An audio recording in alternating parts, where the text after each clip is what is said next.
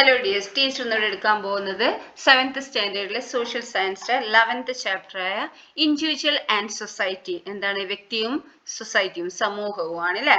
നോക്കൂ, ഇവിടെ ഒരു ഇതാണ് അല്ലേ, എന്താ ഡയറി അല്ലേ. സാറ്റർഡേ 12th January ആണ് അല്ലേ, ശനിയാഴ്ച 12th January അല്ലേ. Mother woke me up as usual. I brushed my teeth, washed face and sat with my brother to study. എന്താണ്? പതിവ് പോലെ ഇന്നും അമ്മ എന്നെ വിളിച്ചുണർത്തി അല്ലേ. പല്ല് തേച്ച് മുഖം കഴുകി ഞാനും ചേട്ടനും പഠിക്കാനിരുന്നു. The milkman arrived by then. അപ്പോഴേക്കും മിൽക്ക്മാൻ വന്നു അല്ലെ, പാലുകാരൻ വന്നിരുന്നു, എത്തി. Mother prepared tea for us. എന്താ? അമ്മ ഞങ്ങൾക്ക് ചായ റെഡിയാക്കി തന്നു അല്ലേ. The newspaper man came and I read the newspaper sitting near my father. എന്താണ്? പത്രക്കാരൻ വന്ന് അച്ഛൻ്റെ അരികെ ഇരുന്ന് ഞാൻ പത്രം വായിച്ചു. By the time I got ready for school, grandmother had set food at the table. We all had breakfast together. Soon my friends Rama and Aisha came. I took my bag and rushed out to join them. ഞാൻ സ്കൂളിൽ പോകാൻ ഒരുങ്ങിയപ്പോഴേക്കും അമ്മൂമ്മ ഭക്ഷണം എടുത്തു വെച്ചു. ഞങ്ങൾ എല്ലാവരും ഒരുമിച്ചിരുന്ന് ഭക്ഷണം കഴിച്ചു. അപ്പോഴേക്കും രമയും ഐഷയും എത്തി. എൻ്റെ കൂട്ടുകാരാണവർ. ഞാൻ ബാഗ് എടുത്ത് പുറത്തേക്ക് ഓടി. While walking to school, I stepped back to give way to a vehicle. I tripped over a stone lying on the road. Aisha let out a loud cry. Someone came and took me to the nearby hospital. The doctor dressed up the wound. We took rest for a while and then went to school. എന്താണ്? സ്കൂളിലേക്ക് നടക്കുമ്പോൾ പാഞ്ഞു വന്ന വാഹനത്തിന് വഴി മാറി റോഡരികിലേക്ക് നിന്നതായിരുന്നു. കല്ലിൽ തട്ടി ഞാൻ വീണു. ആയിഷ നിലവിളിച്ചു. ആരൊക്കെയോ ഓടി വന്നു. അവരെന്നെ അടുത്തുള്ള ആശുപത്രിയിൽ കൊണ്ടുപോയി. മരുന്ന് വെച്ച് പ്ലാസ്റ്റർ ഒട്ടിച്ചു. അല്പസമയം വിശ്രമിച്ച ശേഷം ഞങ്ങൾ സ്കൂളിലേക്ക് പോയി. When we reached the class, our friends gathered around me and asked what had happened. It was Rama who replied to everyone. ക്ലാസ്സിലെത്തിയപ്പോൾ ചങ്ങാതിമാർ ചുറ്റും കൂടി ഓരോന്നും ചോദിച്ചു. അങ്ങനെയാണല്ലോ അല്ലേ, രമയാണ് എല്ലാവരോടും ഉത്തരം പറഞ്ഞത് അല്ലേ. The bell rang. In the first period, Shilpa teacher taught us English. How interesting her class is. Soon I forgot the pain in my wounded knee. എന്താണ്? ബെല്ലടിച്ചു. ആദ്യ പീരീഡ് ഇംഗ്ലീഷ് ആയിരുന്നു. ശില്പ ടീച്ചറാണ് ക്ലാസ് എടുത്തത്. ടീച്ചർ എത്ര ഭംഗിയായാണ് ക്ലാസ് എടുക്കുന്നതെന്നോ. ഞാൻ എൻ്റെ കാൽമുട്ടിലെ മുറിവും വേദനയൊക്കെ മറന്നു. This is the diary entry of Mia, a 6th standard student. We have seen how many different people Mia had to depend on for different needs in the morning. നോക്കിയേ, 6ാം ക്ലാസ്സുകാരിയായ ഈ മിയ എഴുതിയ diary കുറിപ്പാണ് അല്ലേ. ഒരു ദിവസം രാവിലെ തന്നെ എത്ര പേരെയാണ് ഓരോ കാര്യങ്ങൾക്കും മിയ ആശ്രയിച്ചത് എന്ന് കണ്ടല്ലോ അല്ലെ. ഒരു ദിവസം അവസാനിക്കുമ്പോൾ നിങ്ങൾ എത്ര പേരുമായി ഇടപഴകാറുണ്ട്? How many people do you interact with during the course of a day? Who are they? ഒരു ദിവസം അവസാനിക്കുമ്പോൾ നിങ്ങൾ എത്ര പേരുമായിട്ട് ഇടപഴകാറുണ്ട്? ആരൊക്കെയാണ് അവർ? ഫസ്റ്റ് മദർ ഇല്ലേ, അമ്മ. പിന്നെ ആരൊക്കെയാണ് ഇടപെടാറുള്ളത്? How important your father, mother, siblings, neighbors, teachers and friends are in your life. Many persons are related to our life അല്ലേ. അമ്മയും അച്ഛനും സഹോദരങ്ങളും അയൽക്കാരും അധ്യാപകരും കൂട്ടുകാരും നിങ്ങളുടെ ജീവിതത്തിൽ എത്ര പ്രധാനപ്പെട്ടവരാണ്. അങ്ങനെ എത്രയോ പേർ നമ്മുടെ ജീവിതവുമായി ബന്ധപ്പെട്ട് നിൽക്കുന്നുണ്ട് അല്ലേ. The comfort of being together. എന്താണ്? കൂട്ടായ്മയുടെ തണല് അല്ലേ. നോക്കിയേ, ഈ കുട്ടി ആരൊക്കെയായിട്ട് ബന്ധപ്പെടുന്നുണ്ട് അല്ലേ. അതുപോലെ നിങ്ങളുണ്ട് അല്ലേ. Observe the above picture that form a web and identify the situations through which social relationship are created. എന്താണ്? ഈ പിക്ചർ നിരീക്ഷിച്ച് നമ്മുടെ ഈ എന്താണ് സോഷ്യൽ റിലേഷൻഷിപ്സ് ഉടലെടുക്കുന്ന വിവിധ സന്ദർഭങ്ങൾ കണ്ടെത്തുക. പ്ലേയിങ് വിത്ത് ഫ്രണ്ട്സ് അല്ലേ. എന്താണ്? ഫ്രണ്ട്സിന്റെ കൂടുതൽ കളിക്കുന്നുണ്ട് അല്ലേ. പിന്നെ എന്തൊക്കെയാ നിങ്ങൾ കണ്ടെത്തുന്നു പറഞ്ഞേ? ഇവിടുന്ന് കടയിൽ നിന്ന് സാധനം വാങ്ങുന്നുണ്ട്, ഡോക്ടറെ അടുത്ത് കൺസൾട്ട് ചെയ്യുന്നുണ്ട് അല്ലേ. പിന്നെ ടീച്ചർ പഠിപ്പിച്ചു തരുന്നുണ്ട് അല്ലേ. അങ്ങനത്തെ കാര്യങ്ങളൊക്കെ എഴുതുക.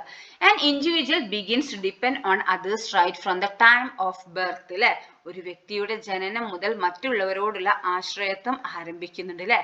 Family, neighbors, friends and teachers play important roles in the development of an individual. It is from the society that we internalize language, dress code, manners and culture. An individual establishes relationship with different people at each stage of his life.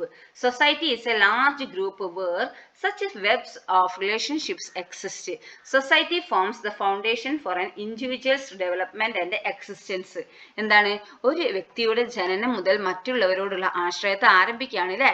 കുടുംബവും അയൽക്കാരും സുഹൃത്തുക്കളും അധ്യാപകരും നമ്മുടെ വളർച്ചയിൽ പങ്കുവഹിക്കുന്നുണ്ട്.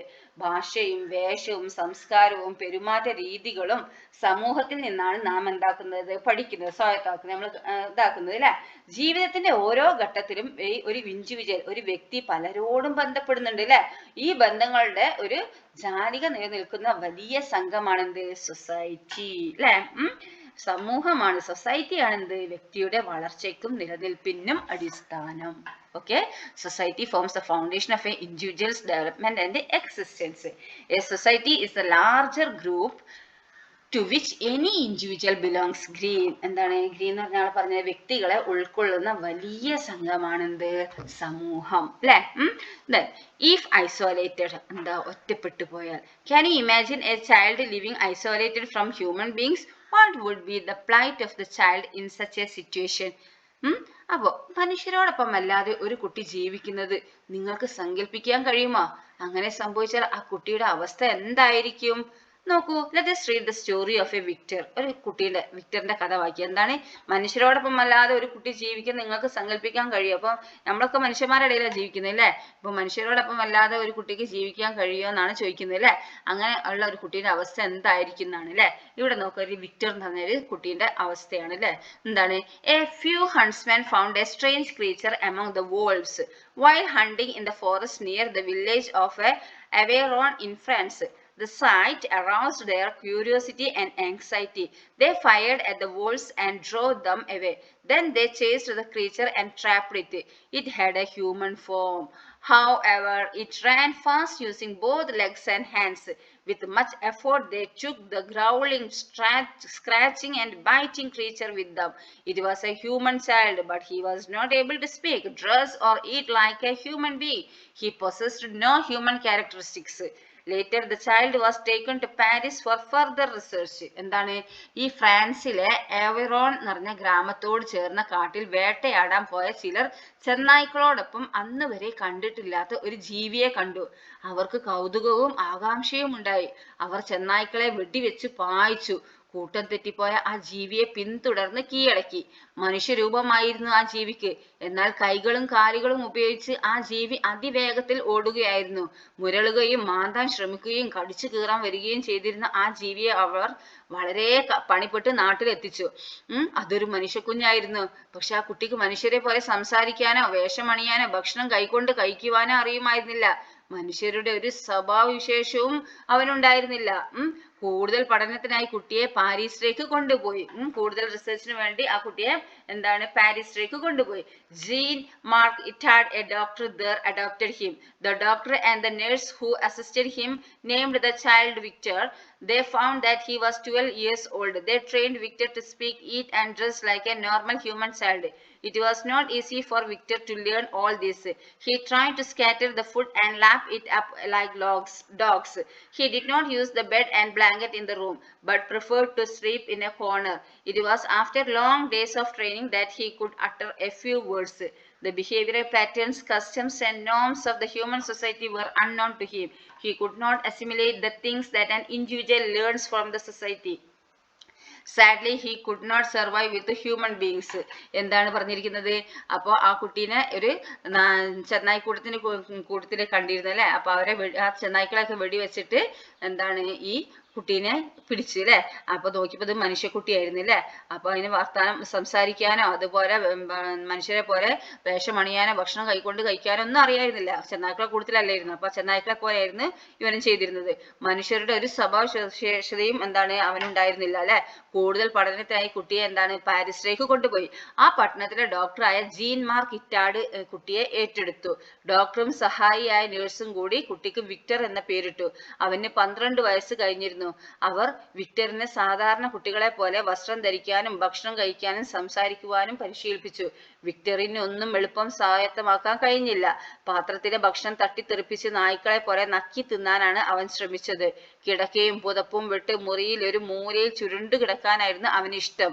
എത്രയോ ദിവസങ്ങൾ കൊണ്ടാണ് ചില വാക്കുകൾ ഉച്ചരിക്കാൻ വിക്ടർ പഠിച്ചത്.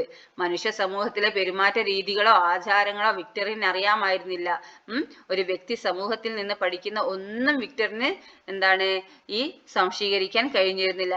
ഏറ്റവും ദുഃഖകരമായ സത്യം വിക്ടറിന് മറ്റു മനുഷ്യർക്കൊപ്പം സഹവസിക്കുവാൻ സാധിച്ചില്ല എന്നതാണ് അല്ലെ. അപ്പൊ 12 വർഷത്തോളം ഈ വോൾസിന്റെ ചെന്നായ്ക്കളെ കൂട്ടത്തിലായിരുന്നു അല്ലെ. അപ്പൊ ഭയങ്കര ബുദ്ധിമുട്ടായി അല്ലെ. അവരെ കുറെ ശ്രമിച്ചു നോക്കി, പക്ഷെ മനുഷ്യർക്കൊപ്പം സഹവസിക്കാൻ സാധിച്ചില്ല എന്നതാണ് ഏറ്റവും സാഡ്ലി ആയിട്ടുള്ള കാര്യം. The life of Kamala and Amala, two girls found living with the animals in the Midnapur village of Bengal in 1920. അപ്പൊ ഇതാണ് വിക്ടറിന്റെ കാര്യം കേട്ടോ. ഇനി നോക്കിയത് കമലയും അമലയാണ് കേട്ടോ.